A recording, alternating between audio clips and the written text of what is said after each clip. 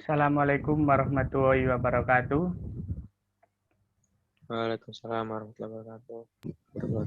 Di sini saya perwakilan dari kelompok untuk menjelaskan tentang Sarasehan Nasional Kebangsaan atau memperingati bulan Bung Karno dan bulan Pancasila. Sebelum itu, perkenalkan nama kelompok saya. Yang pertama, Bagus Pamuji. Yang kedua, Ahmad Reza. Yang ketiga, Yoga Alrido. Yang keempat, Denhandaru Erlanggono. Yang kelima, Muhammad Ricardo Amrizal. Yang keenam, Aceh Fatur Rahman Wahyudi, saya sendiri. Yang ketujuh, Igede Eka. Yang kedelapan, Agung Budiman. Yang kesembilan, Sakti Ayul Nur Muhammad. Di sini saya akan menjelaskan latar belakang tantangan kondisi dunia saat ini.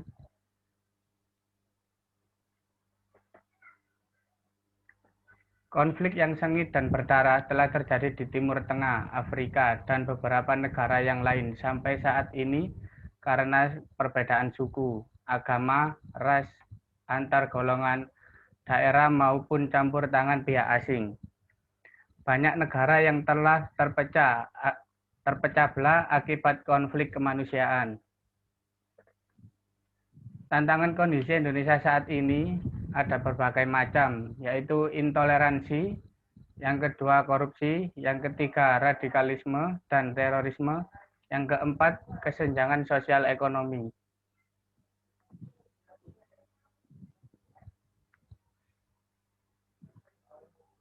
Revitalisasi jiwa patriotik nasionalisme adalah satu gerakan atau dinamis.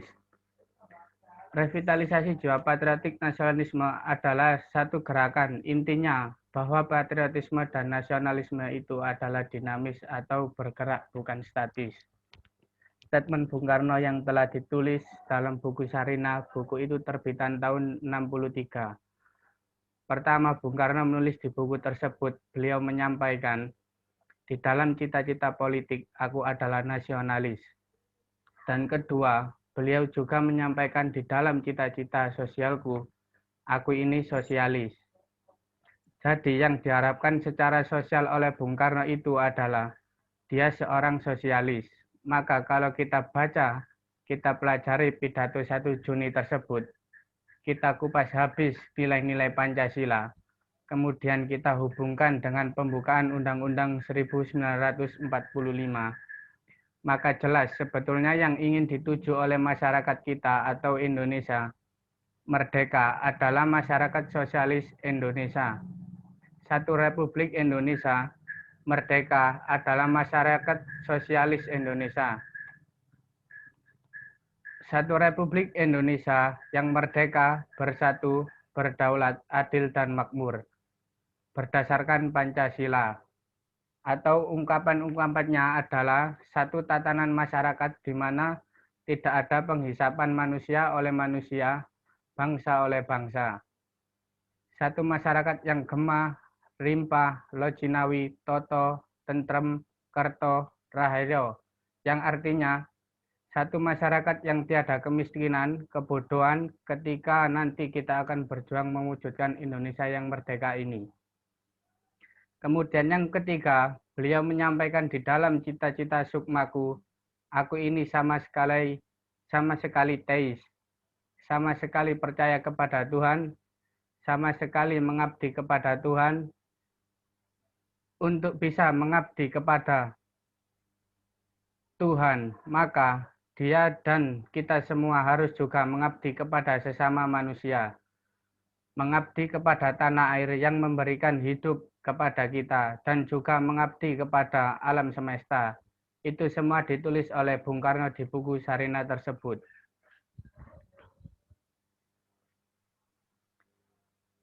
Selanjutnya akan dijelaskan oleh Ahmad Reza.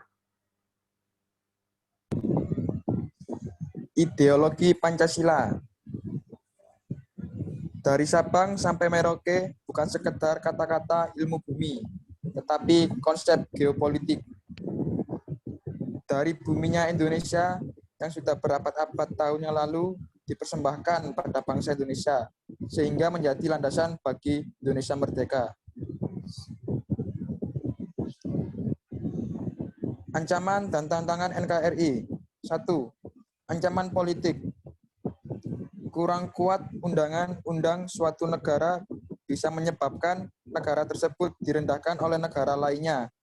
Contoh, politik uang atau money politik, politik oligarki, investasi dari negara-negara asing, intimidasi dari negara luar, korupsi, kolusi, dan nepotisme KNN.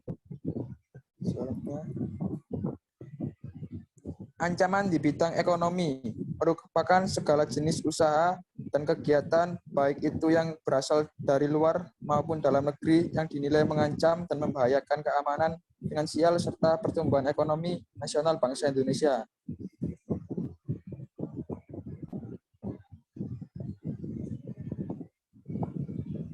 Ancaman dan tantangan NKRI. Gaya hidup konsumtif yang merupakan perilaku membeli banyak barang yang diinginkan, padahal sebenarnya tidak dibutuhkan, melainkan hanya demi memuaskan hasrat akan pengakuan orang sekitar.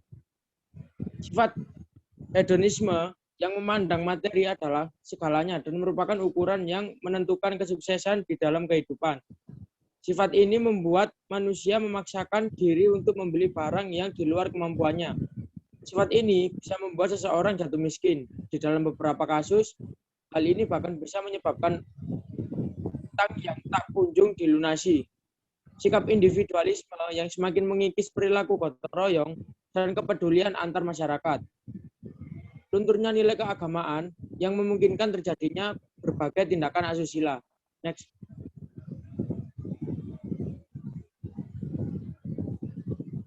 Bung Karno selalu mengajak bangsa Indonesia menjadi kaum nasionalis.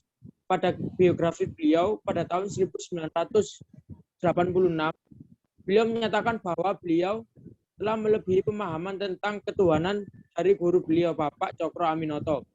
Sehingga apabila Bapak Cokro memahami ketuhanan dalam dimensi keagamaan Islam, Bung Karno telah melampaui itu. Sehingga ketuhanan yang beliau percaya ada di mana-mana dan sifatnya universal. Pada pidato beliau pada tanggal 1 Juni, beliau tidak hanya berharap bangsa ini bertuhan, tapi negara pun harusnya bertuhan. Sehingga kalau kita tafsirkan secara hafirlah, apa mungkin negara itu bertuhan? Tetapi setelah menggeluti serta membaca pemikiran-pemikiran beliau, yang dimaksud adalah bahwa Tuhan sebagai pinavolid, yaitu Tuhan yang Maha Kasih, yang dalam pengamalannya kita harus berkebudayaan. Tuhan di sini ditafsirkan adalah nilai-nilai kebajikan. Maka apabila negara bertuhan, maksudnya adalah kebijakan-kebijakan negara serta regulasi negara harus berbasis pada nilai-nilai kebajikan. Sehingga Pancasila di mana sila ketuhanan yang Maha Esa itu menjadi landasan moral. Ideologi Pancasila pada perspektif Bung Karno tidak hanya mengajak kita untuk reaktif terhadap tantangan dan ancaman yang ada, dan mengajak kita sekedar berpikir defensif. Karena Pancasila sebagai meja tatis itu juga lektar, dinamis, bintang penuntun, maka di sini mendorong kita untuk berpikir kreatif, konstruktif, dan progresif. Artinya kita tidak boleh sekedar reaksi terhadap tatanan yang ada, karena kita sudah punya orientasi, kita sudah punya bintang penuntun sendiri. Next. Kita harus revitalisasi. Mayoritas masyarakat A. Tidak punya pemahaman yang utuh tentang jiwa patriotik dan nasionalisme. B. Paham tentang patriotisme dan nasionalisme, namun bersikap acuh tak acuh, apatis, dan oportunis. Minoritas masyarakat punya spirit dan patriotik dan nasionalis, tetapi terkotak-kotak dalam politik praktis dan agama. Dengan revitalis diharapkan kelompok mayoritas diberdayakan supaya memiliki spirit patriotik dan berjiwa nasionalis, sehingga mau dan mampu berkontribusi dalam semua kegiatan kebangsaan. Yang kedua, kelompok minoritas antusias untuk kolaboratif nasional, tidak lagi bersifat parsial, dan terlebih lagi tidak bersaing, berkompetisi, membangun kekuatan golongannya atau kelompoknya. Yang ketiga, pada akhirnya kelompok mayoritas dan kelompok minoritas memiliki satu semangat berkolaborasi membentuk satu kekuatan nasional yang berjiwa ideologi kebangsaan, yaitu Pancasila, serta semangat persatuan. Next. Untuk memperkokoh wawasan kebangsaan, yang pertama kita harus menjaga dan mengamalkan sila Pancasila. Yang kedua, memperkuat persatuan dan kesatuan. Yang ketiga, menghindari gerakan intoleransi dan radikalisme. Yang keempat, merawat Nusantara. Adat istiadat, gotong royong, cita-cita leluhur pendiri bangsa yang terdapat pada pembukaan UUD, isi perut bumi, dan jamrut Katulistiwa. Karakter dan teknologi. Karakter adalah nilai-nilai dasar manusia yang menyangkut watak, moral, atau kepribadian seseorang sebagai hasil internalisasi kebijakan dan kebijakan yang dipergunakan sebagai cara pandang berpikir, bersikap, berucap dalam kehidupan sehari-hari. Intinya, Pancasila, temalianya sejarah nasional Indonesia. Pengemasnya Trisakti Bung Karno, pidato 17 Agustus 1964. Teknologi, penerapan ilmu untuk tujuan praktis, keseluruhan sarana berbasis ilmu, terapan untuk mendapatkan barang dan jasa, secara metode kerja teknis yang modern. Dalam rekrutmen SDM atau kaderisasi harus lebih dinomorsatukan karakter guru, nomor 2 kemampuan teknologi, sebab TI adalah piranti yang utama manusianya. Next. Aksi nyata. Pendidikan patriotisme bisa kita pelajari di mana saja, contohnya upacara bendera, mengibarkan bendera merah putih, pembumian Pancasila, gerakan memasang peta Indonesia, kedaulatan para Thomas, toga, topar, guru, pejabat, dan figur-figur panutan non-formal.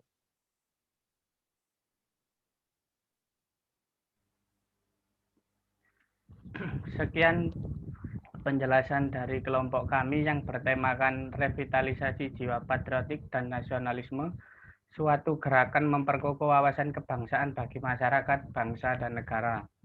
Apabila ada kesalahan penjelasan atau kekurangan, mohon maaf yang sebesar-besarnya. Wassalamualaikum warahmatullahi wabarakatuh. Waalaikumsalam warahmatullahi wabarakatuh.